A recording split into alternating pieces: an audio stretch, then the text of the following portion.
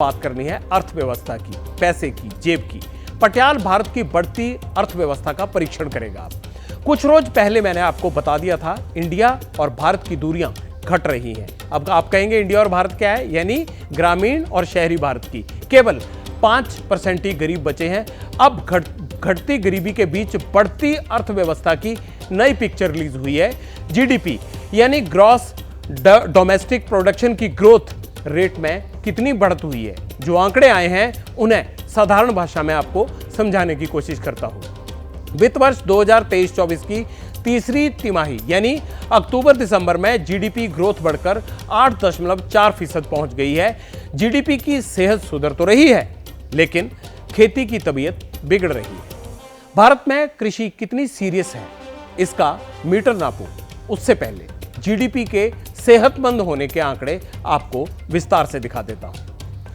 पहली तिमाही में जीडीपी की ग्रोथ रेट 8.20%, क्वार्टर 2 में यह ग्रोथ रेट 8.10% रही और क्वार्टर 3 में 8.40% रही। अर्थव्यवस्था का नया नेगेटिव पॉइंट एग्रीकल्चर सेक्टर में जरूर दिखाई दिया है। कैसे गिरावट आ रही है, इसका डाटा भी पटियाल के परीक्षण में खोजा गया। 2023 की पहली तिमाही में खेती की ग्रोथ रेट 3.50% थी। क्वार्टर 2 में घटकर 1.60% रह गई और क्वार्टर 3 में, ये 2023 की बात कर रहा हूं मैं, -0.8% रह गई तीसरे क्वार्टर में। समाज में जो यूथ है, जो एस्पायरिंग यूथ है, उनको एचएनआईज को एक पॉजिटिव लाइट में देखना चाहिए। जस्ट बिकॉज कि वो अमीर हैं, वो ईर्ष्या का सवाल नहीं है, वो उनकी काबिलियत का रिकॉग्निशन है। तो मुझे लगता है कि हम अब सोशलिस्ट या कम्युनिस्ट देश में नहीं हैं, जहां हम वेल्थ को देख के इरिटेट फील करें। अगर वेल्थ जनरेट होती है तो वेल्थ जनरेट करता है बाजार। इसका मतलब बाजार उनको सम्मान दे रहा है, बाजार उनकी काबिलियत को रेस्पेक्ट कर रहा है। मात्र 6% लोग 145 करोड़ की आबादी में सामने आ रहे हैं। ये बहुत अच्छी खबर नहीं है। इनफैक्ट हमें देखना चाहिए कि ज्यादा से ज्यादा लोग कैसे अपनी काबिलियत से आगे बढ़े, एचएनआईज बने।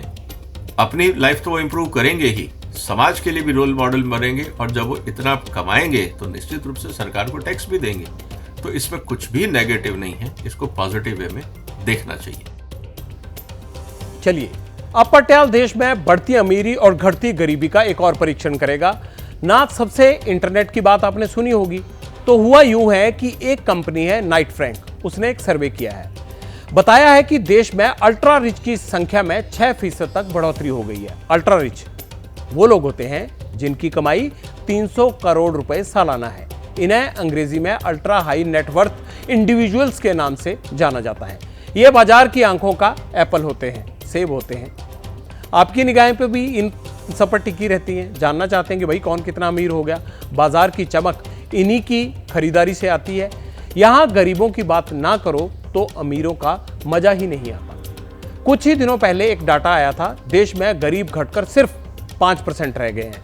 अमीरों का जो 300 करोड़ वाला क्लब है, उनमें से 90% की संपत्ति में ग्रोथ दर्ज की गई है। यह अमीरों का आंकड़ा आ गया है।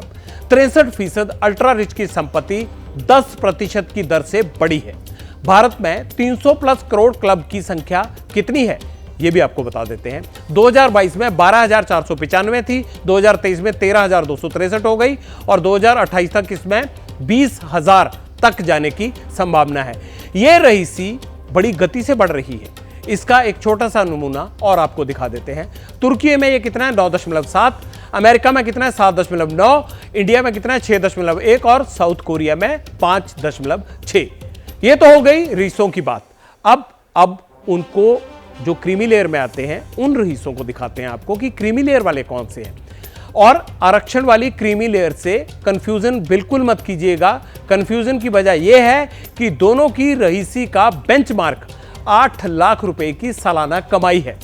भारत में रईसी की क्रीमी लेयर में 60 लाख लोग आते हैं, जो 2027 तक 100 मिलियन हो सकते हैं, ऐसा अनुमान है। यानी 2027 तक भारत में रईसों की एक ऐसी संख्या तैयार हो जाएगी जो दुनिया के सबसे ज्यादा जनसंख्या वाले देशों की पायदान पर 16वें नंबर के बराबर होगी।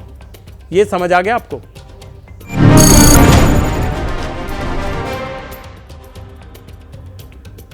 और अब इन रईसों की सबसे धारदार बात समझिए कि ये अन्य शहरों के लोगों की अपेक्षा वोट भी सबसे ज्यादा देते हैं। चौंक गए ना आप? इसीलिए आप लोगों को एक जुमला बहुत सुनने को मिलता होगा, we the tax payers of this country. हर चीज में ये लोग अपने टैक्स की धौंस जमाते दिखते हैं और इन्हें भाव भी खूब मिलता है। देश का बजट आता है तो इनकम टैक्स में छूट की चर्चा सबसे ज्यादा होती है। वैसे बजट देश को चलाने के लिए नहीं, टैक्स में छूट देने के लिए बनता हो, ये तो डेटा की बात हुई।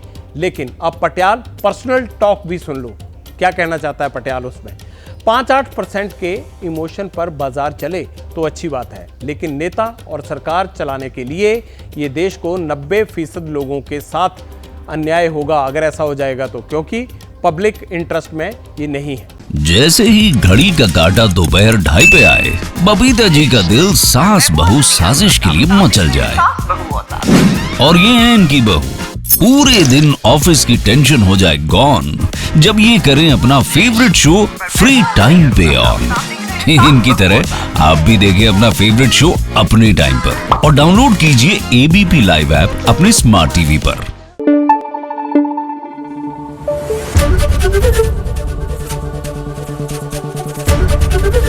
एबीपी न्यूज आपको रखे आगे।